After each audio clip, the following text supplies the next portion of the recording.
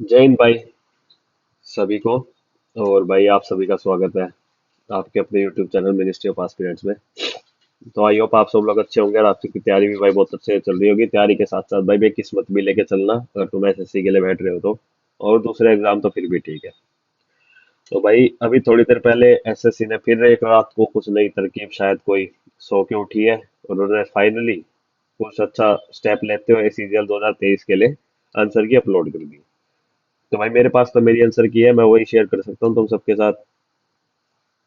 तो आंसर की भाई कुछ इस प्रकार है, ये देख लेना। मैं दिखा देता हूँ एक एक। ये भाई मेरा नाम है, ये रोल नंबर है, यहाँ मेरा एग्जाम हुआ था, ये डेट है, टाइम है और सीजन 2023 टायर 1। अब भाई सीधा पहले भाई मैं ब्रीफ इंट्रोडक्शन दे देता हूँ अपना नहीं। जो मेरे 2023 में नंबर थे भाई, प्रीवियस आंसर की के हिसाब से मेरे नंबर बन रहे थे 325। लेकिन एसएससी ने मुझे दी है पोस्ट सीजीए अकाउंटेंट जिसकी कट ऑफ गई है 306 यूआर कैटेगरी में। तो मेरे हिसाब से उस वक्त मेरे 316 नंबर कम करे गए थे और वही हुआ है। आंसर की के हिसाब से मेरे 16 नंबर कम करे हैं एसएससी ने। चार क्वेश्चन गलत। तो एक बार उन क्वेश्चनों पे नजर मार लेते हैं भाई, थोड़ी ना। देख लेते हैं कि एसएससी ने कौन से क्वेश्चन गलत करे हैं और क्यों करे हैं भाई। पहली बात तो ये देखो भाई, मैथ में तो जो थे वही हुए हैं। कोई सबसे पहली बात तो कि सारे कह रहे थे प्रोबेबिलिटी वाला चेंज करेंगे एसएससी। खैर के एसएससी ने उस पर कोई चेंज नहीं करा। रीजनिंग में आ जाते हैं भाई। रीजनिंग में जो एसएससी ने चेंज करे क्वेश्चन नंबर वो देख लेते हैं। सबसे पहले करे भाई एसएससी ने जो क्वेश्चन चेंज करा है वो है ये वाला, हॉकी वाला। तो हमारे पास भाई हॉकी वर्ड था, इसमें से सेकंड वर्ड होता है ओ, फोर्थ होता है के, फिफ्थ होता है ई और वाई। ये लिखने पे भाई सीधा ओ के ई वाई बनता है। पहली बात तो ये मेरे ख्याल में तो ओ के ई वाई हमने तो भाई आज तक इंग्लिश में ऐसा कोई वर्ड नहीं पढ़ा। मतलब ओके बोल सकते हैं इसे हम, लेकिन मेरे ख्याल में तो जो स्पेलिंग होनी चाहिए ओके की वो तो ये होनी चाहिए। लेकिन एसएससी इसको शायद नहीं मान रहा है, इसको मान रहा है ओ के ई वाई। हर हमारे हिसाब से तो भाई इसका आंसर वन, मैंने तो वन लगाया था वो भी इस वाले का योग समझ के, क्योंकि ओ के ई वाई वाई मेरे हिसाब से तो आंसर नहीं है। आप सबके हिसाब से भी है तो भाई नीचे कमेंट करें, लेकिन जिसका भाई सही होगा वो तो क्यों ही कमेंट करेगा। ओके ही भाई, भाई देखने में तो गलती लगता है, सुनने में भी गलती लग रहा है। चलो इसको कह देते भाई डिस्प्यूटेड होगा कोई।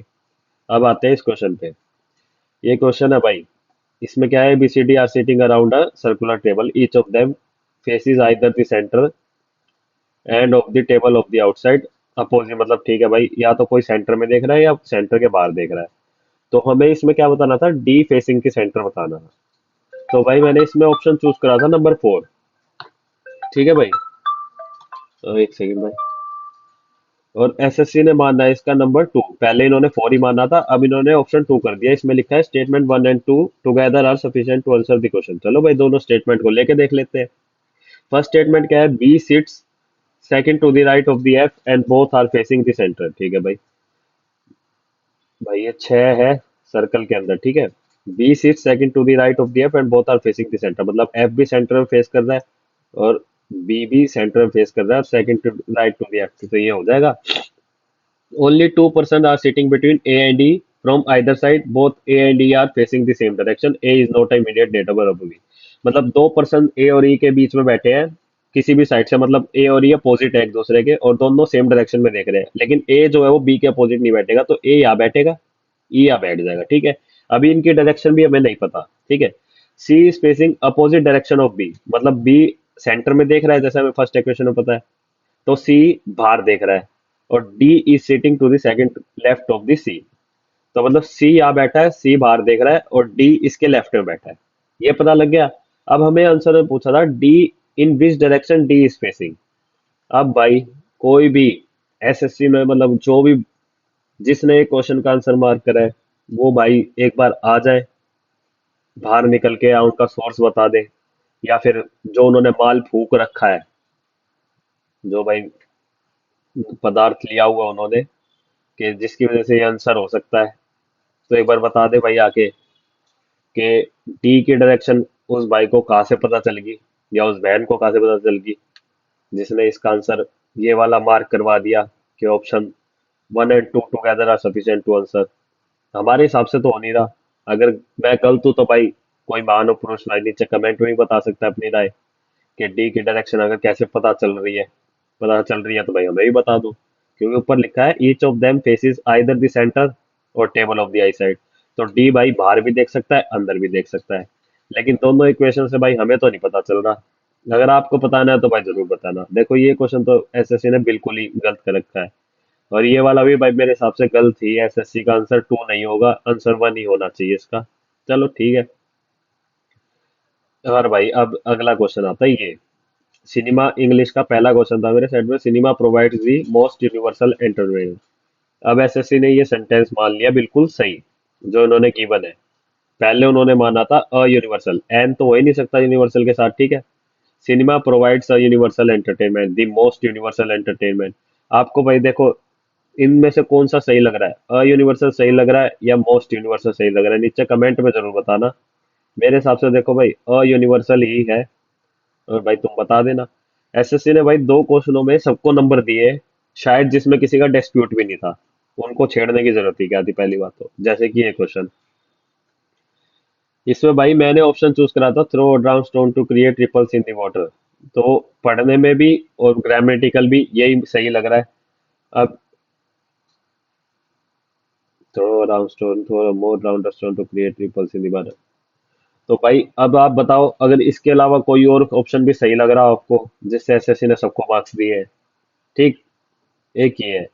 एक और क्वेश्चन है शायद जिसमें सबको मार्क्स दिए हैं, वो मेरे को पता नहीं है कौन सा है, दिख जाएगा तो वो भी बताऊंगा।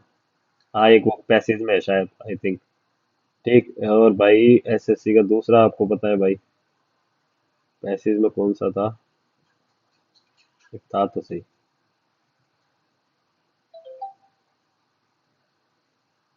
ये वाला था भाई, the appropriate title of the given passage, the migratory. पहली बात तो भाई एसएससी 130 क्वेश्चन नहीं बना पा रहा। मतलब 130 क्वेश्चन में से 6 क्वेश्चंस में एसएससी खुद श्योर नहीं है कि उसका क्या आंसर हो सकता है। आंसर के हिसाब से वैसे तो अभी भी श्योर नहीं है। मैंने आपको रीजनिंग में दिखाए जो 2 क्वेश्चन, उनमें एसएससी अभी भी श्योर नहीं है कि क्या आंसर हो सकता है। लेकिन ओवरऑल अगर सब कुछ देखें तो 6 क्वेश्चन में वो अभी भी ऐसा ही है, ढीला डाला पड़ा है एसएससी। तो मतलब 130 क्वेश्चन नहीं समझ रहे एसएससी से एक शिफ्ट में। इतनी बड़ी कमीशन होने के बाद भाई हमें तो नहीं पता कि मतलब जहाँ लाखों बच्चे अपीयर करते हैं, इतने सारे एग्जाम कंडक्ट कराए जाते हैं, इतना सोर्स है उनके पास पैसा है, पावर है, सब कुछ है, उनसे 130 क्वेश्चन बिना डिस्प्यूटेड वाले नहीं बन रहे जिसमें एक फेयरली आंसर निकाले जाए। ठीक भाई। और भाई अपना चौथा क्वेश्चन जो एसएससी ने चेंज करा है वो भी दिखा देते हैं। वो ये है भाई साहब, शायद सबसे ज्यादा डिस्प्यूटेड था ये क्वेश्चन। ठीक है भाई, इसमें क्वेश्चन में है क्या, total income earned by individual from all the sources before deduction of personal income tax. भाई देखो भाई मैं तो हूँ बीकॉम से, मैंने अपने टीचर से भी बात करी है, स्कूल से भी और कॉलेज वालों से भी, और हमने भाई परमार सर की वीडियो भी देखी है। परमार एसएससी आजकल सबसे ज्यादा फेमस होंगे एसएससी के, उसमें बहुत अच्छी जीके पढ़ाते हैं भाई। मेरे को तो नहीं लगता कि इसका आंसर ग्रॉस इनकम हो सकता है, क्योंकि हमने जहाँ पढ़ा है ना, ये डेफिनेशन पर्सनल इनकम की ही होती है। आप एक बुक है इकोनॉमिक्स की, संदीप गर्ग करके, संदीप गर्ग इनके ऑथर है, या एनसीईआरटी, उसमें भी कहीं ना कहीं आपको रेफरेंस मिल जाएगा पर्सनल इनकम का।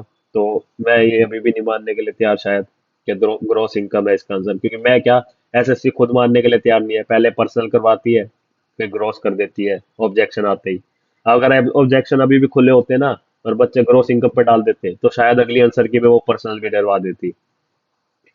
तो भाई यही 6 क्वेश्चन है आपके आगे, जिनमें से जो 4 क्वेश्चन गलत करे, और जो सबसे पहली बात तो जिनका सबको वो दे रखा है मार्क्स, मेरे लिए तो वो भी डिस्प्यूटेड ही है अभी भी, क्योंकि तुम अपना जस्टिफाई नहीं कर पा रहे आंसर। और ये सबसे बड़ी बात तो कि गलती, अगर कोई कहना चाहे कि नहीं नहीं कि एसएससी गलती नहीं कर सकता, गलती भाई तुम्हें इसी रीजनिंग वाले क्वेश्चन से ही पता लग गई होगी।